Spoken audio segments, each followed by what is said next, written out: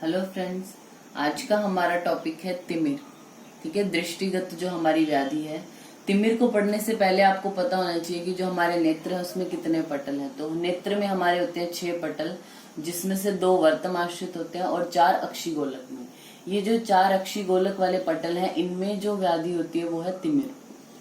ठीक है, तो तिमिर हमने सबसे पहले पढ़नी है इन पटलों के अकॉर्डिंग कि चारों पटल में जो तिमिर होगा अगर पेशेंट को, तो उसमें क्या क्या लक्षण आएंगे। तो पहले हम पढ़ते हैं प्रथम पटलगत तिमिर के लक्षण। तो इसमें क्या होगा, जो प्रकोपित हुए दोष हैं वो सिराओं में जाते हैं और प्रथम पटल में आश्रित हो जाते हैं, जिससे जो रोगी उसमें लक्षण क्या आएगा, अव्यक्तानि स्वरूपाणी। मतलब पेशेंट है हर वस्तु को अव्यक्त देखेगा, मतलब उसको क्लियर नहीं दिखाई देगी कोई चीज। ऐसा हमारे आचार्य सुश्रुत बोलते हैं। आचार्य वाग्भट ने क्या बोला कि रोगी वस्तुओं को अस्पष्ट देखता है, कभी बिना कारण के स्पष्ट भी देखता है। तो क्लियर और नॉन क्लियर उन्होंने दोनों चीजें बोली। इन्होंने बोला अव्यक्तानि स्वरूपाणी। ठीक है, ये प्रथम पटलगत है। अगर द्वितीय पटल में आश्रित हो दोष अगर द्वितीय पटल में आश्रित हो, तो ये 2 फ्रेज हैं जो आपको याद रखने। इसके अलावा भी लक्षण मिलेंगे, लेकिन ये 2 याद रखे तो ज्यादा बेटर है। दूरस्थानी अपि रूपाणी मन्यते च समीपतः। मतलब जो चीजें दूर हैं, जैसे पेशेंट यहाँ है और कोई ऑब्जेक्ट यहाँ रखा है, तो जो चीज दूर है वो उसको पास ऐसे दिखाई देगी। और सूची पाशम न पश्यति। जो सूची होती है, जैसे निडल है उसमें से आप धागा निकालते हो, तो वो भी पेशेंट को दिखाई नहीं देता। जो सूची में जो छिद्र होता है, जैसे ये निडल है उसमें यहाँ पे एक छिद्र होगा जिसमें से आप धागा डालते हो, तो वो भी पेशेंट को नहीं दिखाई देता। तो ये 2 लक्षण इंपॉर्टेंट है जो आपको इस तरीके से याद रखने हैं। बाकी हिंदी में भी आप उसको लिख सकते हैं कि जिसमें जो द्वितीय पटल में अगर दोष आश्रित हो तो दृष्टि भ्रमित हो जाएगी। रोगी जो है वो मक्खी है, मच्छर है, बाल है, मकड़ी, इनके जाल जैसा दिखाई देगा। उसको मृग तृष्णा, कुंडलाकृति, बादल, अंधकार ऐसा दिखाई देगा। दूर की चीजें समीप और समीप की चीजें दूर दिखाई देंगी। और प्रयत्न करने पर भी, मतलब बहुत ज्यादा एफर्ट लगाएगा उसके बाद भी सूची का छिद्र नहीं दिखाई देता, यानी सूची पाशम न पश्यति। ये इंपॉर्टेंट है। आचार्य जो वाग्भट है उन्होंने क्या बोला कि जब वो न स्थित वस्तु को भी देखता है। ये द्वितीय पटलगत तिमिर की ही बात कर रहे हैं वाग्भट के अकॉर्डिंग। वो बोलते हैं कि जो चीज है भी नहीं उसको भी देखता है पेशेंट। नजदीक की वस्तु को प्रयत्न करने से देखता है, और दूर की कोई चीज है या सूक्ष्म है, बहुत छोटी है, उसको तो देख ही नहीं पाता है वो पेशेंट। और दूर की चीज को समीप और समीप की चीज को दूर देखेगा।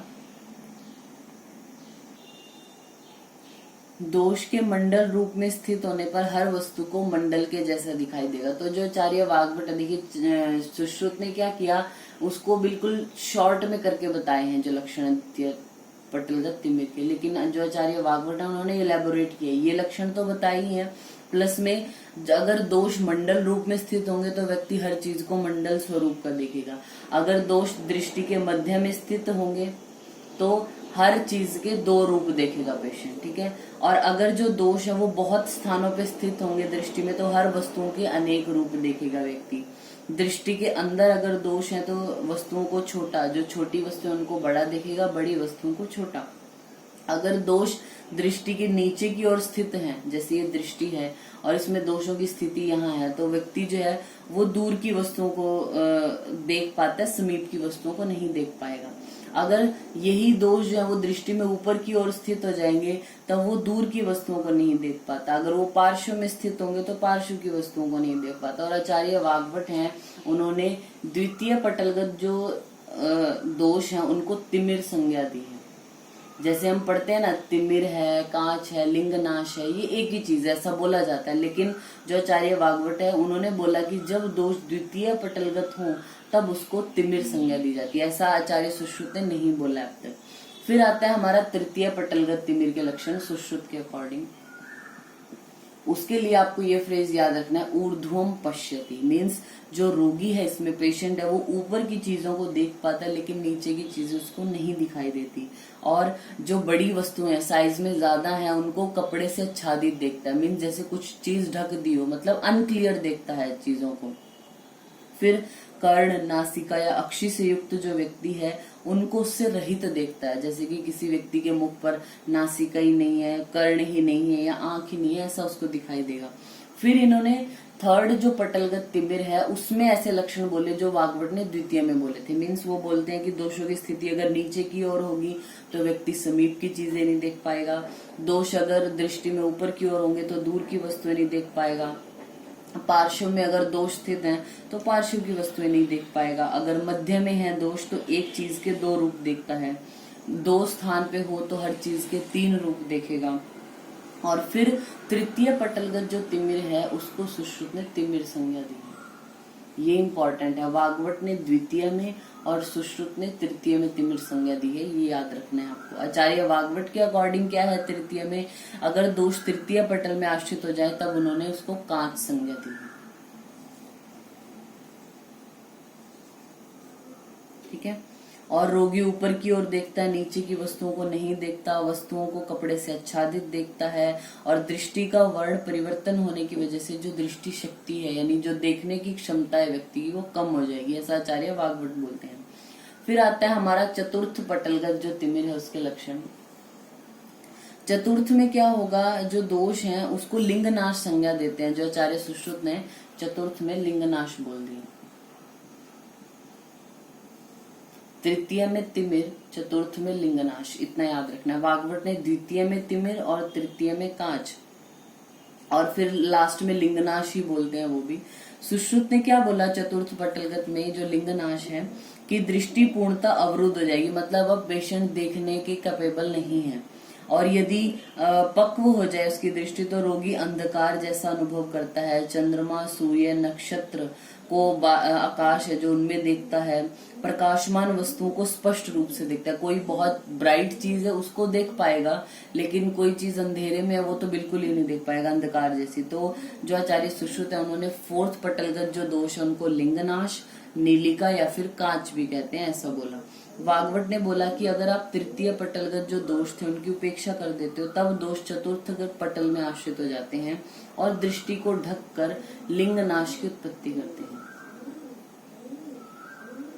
मतलब इन कंडीशन में व्यक्ति देख पा रहा था, कई चीजें थी कि कुछ एरिया है जो वो उसको अनक्लियर था यानी देख नहीं सकता था, इनमें भी कोई अलग रूप दिखाई दे रहा था, लेकिन लिंगनाश की अवस्था में वो बिल्कुल ही नहीं देख पाता, ऐसा बोला है।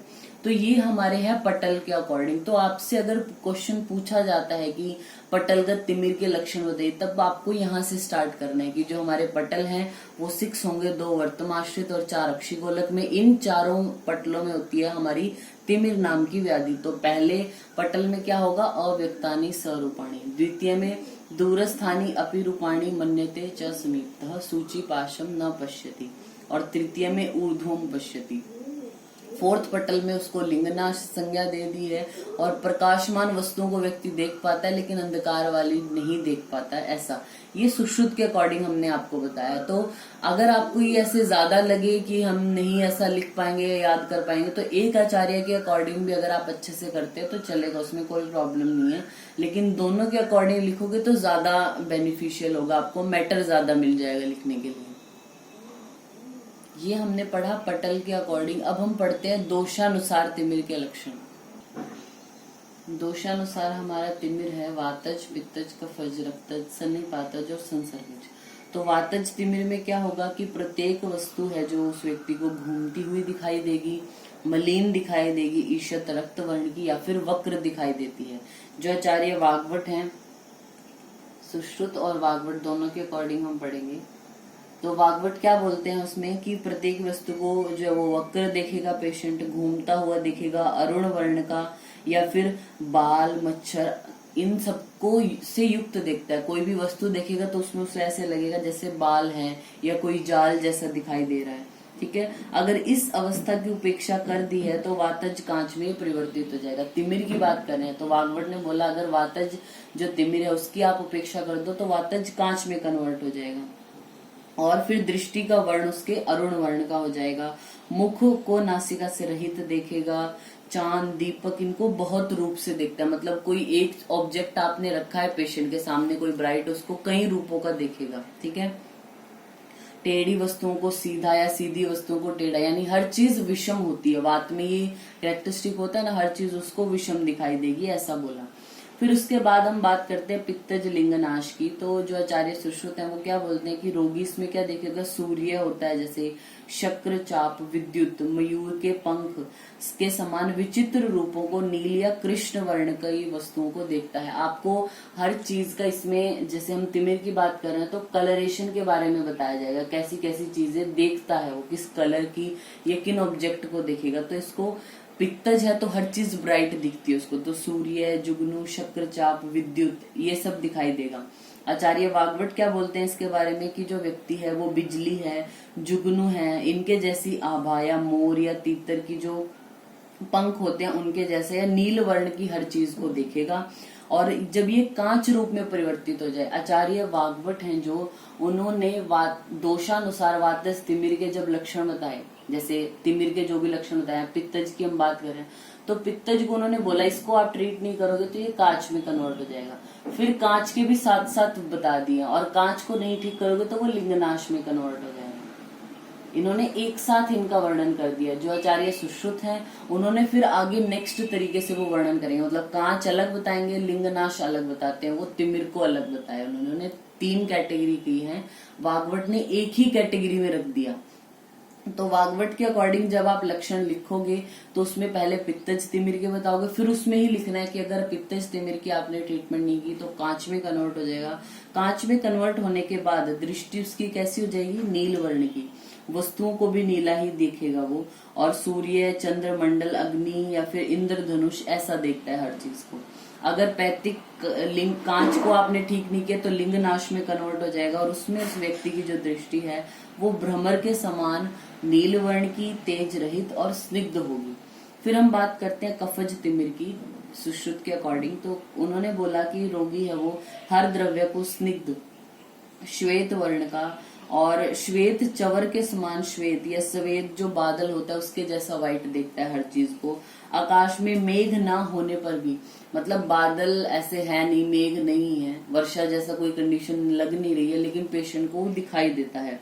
छोटे पदार्थों को मोटे रूप में वो देखता है, ठीक है, ज्यादा ब्रॉड देखता है हर चीज को, और संपूर्ण पदार्थों को जल में डूबा हुआ, जैसे कोई चीज पानी में डिप कर दी गई हो ऐसा देखता है हर चीज को। ये सुश्रुत के अकॉर्डिंग है। फिर वाग्भट क्या बोलते हैं कि हर वस्तु को स्निग्ध श्वेत वर्ण का देखता है, शंख, चंद्रमा, कुमुद इनसे व्याप्त देखेगा। और जब ये कांच में कन्वर्ट हो जाए, यानी कफज जो तिमिर है जब वो कांच में कन्वर्ट हो जाए तो उसकी जो दृष्टि है वो चंद्रमा, सूर्य इनकी भांति होगी, बिल्कुल श्वेत वर्ण की हो जाएगी। जब वो लिंगनाश में कन्वर्ट हो जाएगा तब उसकी दृष्टि है वो कफ की वजह से कठिन और स्निग्ध हो जाएगी, किसी भी चीज को नहीं देख पाएगा पेशेंट, यानी दृष्टि बिल्कुल बंद हो जाएगी ऐसे।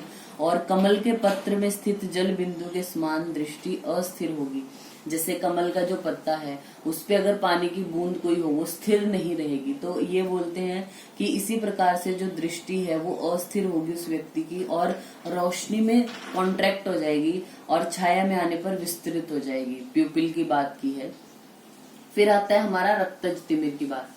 रक्तज तिमिर के लिए जो आचार्य सुश्रुत है वो क्या बोलते हैं कि जो रोगी है वो वस्तुओं को रक्त वर्ण का और अंधकार से युक्त देखेगा, हरित, श्याव या कृष्ण वर्ण से आच्छादित देखेगा। आचार्य वाग्भट ने क्या बोला कि जो वस्तु है उसको लाल वर्ण का देखता है, अंधकार से युक्त देखेगा। जब वो कांच में कन्वर्ट हो जाएगा तो दृष्टि उसकी लाल या कृष्ण वर्ण की होगी। जब वो लिंगनाश में कन्वर्ट हो जाएगा तब उसकी दृष्टि कृष्ण या लाल वर्ण की, तेज रहित और देखने में असमर्थ। तो लिंगनाश में तो आपको याद रखना है कि वो जो हमारा आयरिस है या प्यूपिल है उसकी कंडीशन बतानी है आपने, कैसा दिखाई देगा, और दृष्टि उसकी बिल्कुल खत्म हो जाती है, यानी पेशेंट नहीं देख पाता। तो दृष्टि यानी देखने में असमर्थ, आयरिस या प्यूपिल की कंडीशन बतानी है, उनका कलर कैसा होगा। कांच में आपने सिर्फ कलर की बात करनी है, दृष्टि का कलर कैसा होगा। और यहाँ पे कलरेशन के साथ साथ और भी लक्षण, यानी किन पदार्थों को किस रूप में देखेगा ऐसा भी बताया जाता है। ये वाग्भट के अकॉर्डिंग हम पढ़ रहे हैं। फिर है सन्निपातज तिमिर। सन्निपातज तिमिर में आचार्य सुश्रुत क्या बोलते हैं कि रोगी विचित्र रूपों को देखेगा, द्रव्य को चारों ओर व्याप्त देखेगा। कोई एक चीज है जैसे यहाँ पे स्थित है वो, और सन्निपातज तिमिर का रोगी यहाँ है तो वो अपने हर साइड में इसी चीज को देखेगा ऐसा।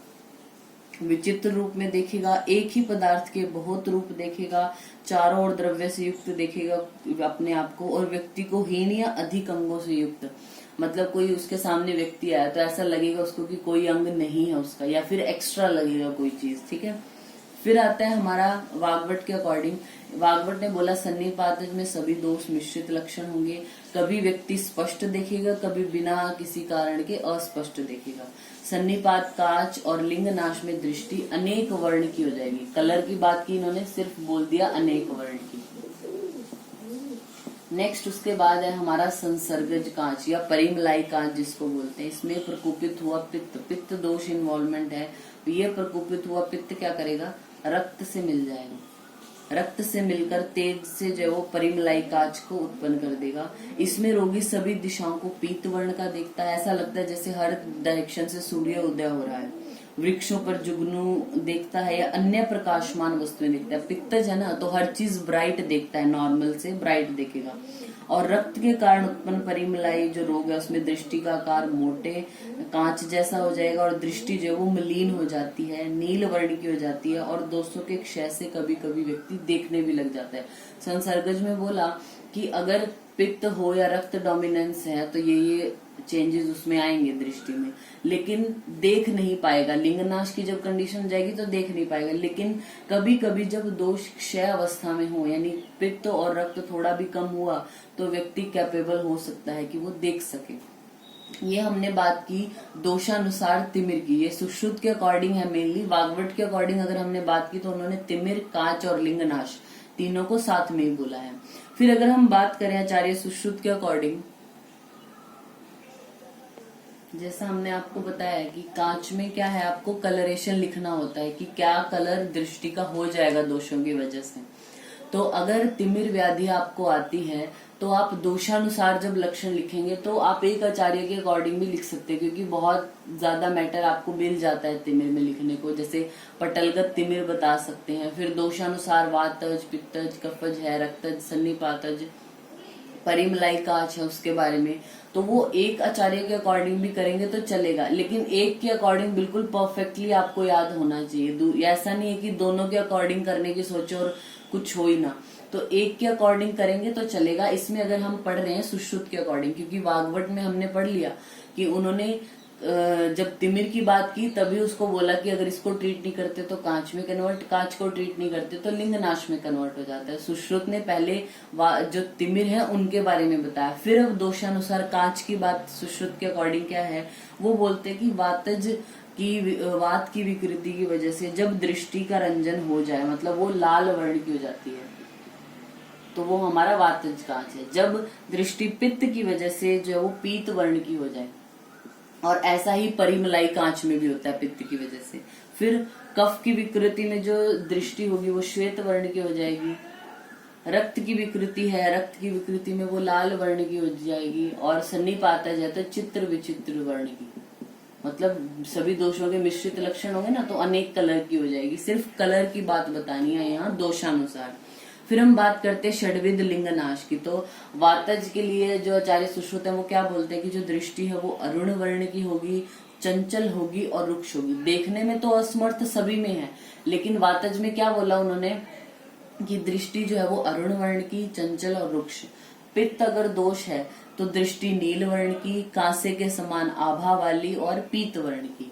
कफ की अगर विकृति है तो उसमें लिंगनाश अगर हो गया तो जो दृष्टि है वो स्थूल बिल्कुल पिच्छल होगी, शंख कुंद पुष्प के जैसी, चंद्रमा के समान पांडु वर्ण की होगी। ठीक है, फिर बात करते हैं रक्तज की।